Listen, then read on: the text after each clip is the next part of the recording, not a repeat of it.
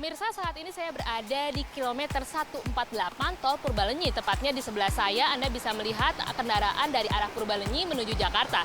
Nah, saya berada tepatnya di titik pintu masuk dari arah Gede Bage yang akan menjadi bagian dari pembangunan Tol Gede Bage, Tasikmalaya, Cilacap atau Tol Getaci.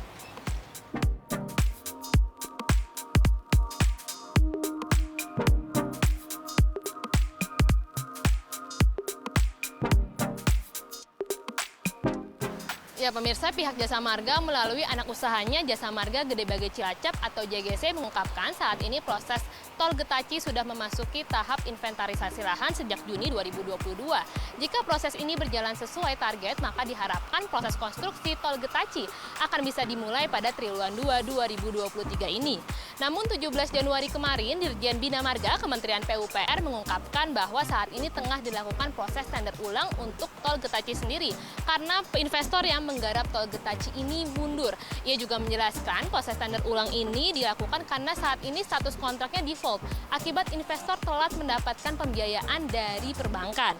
Nah, ya meski mungkin ada target konstruksi yang akan molor, Hedi mengungkapkan proses pengadaan lahannya akan jalan terus sehingga target Tol Getaci tidak semakin mundur.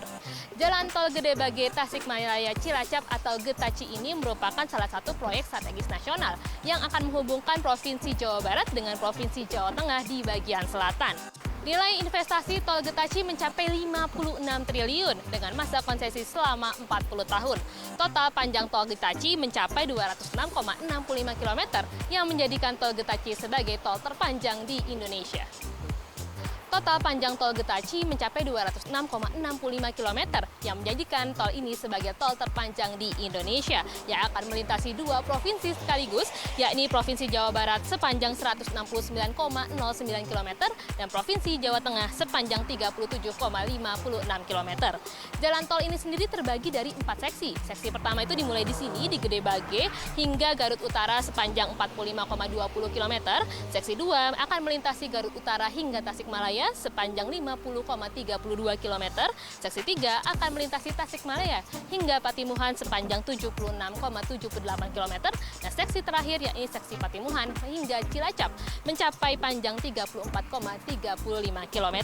Sedangkan untuk konstruksinya sendiri akan berlangsung pada 2 tahap. Tahap pertama akan membangun seksi 1 dan seksi 2 yang dimulai dari junction Gede Bage di sini sampai Simpang Susun Tasikmalaya sepanjang 95,52 km. Sedangkan untuk konstruksi tahap 2 akan membangun seksi 3 dan seksi 4 yang dimulai dari Simpang Susun Tasikmalaya hingga Simpang Susun Cilacap sepanjang 111,13 km.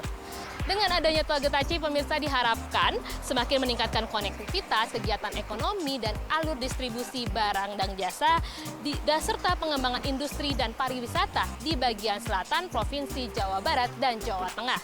Dari Kabupaten Bandung, Jawa Barat, Mira Rahmalia, Muhammad Iqbal, Tim Liputan CNBC Indonesia.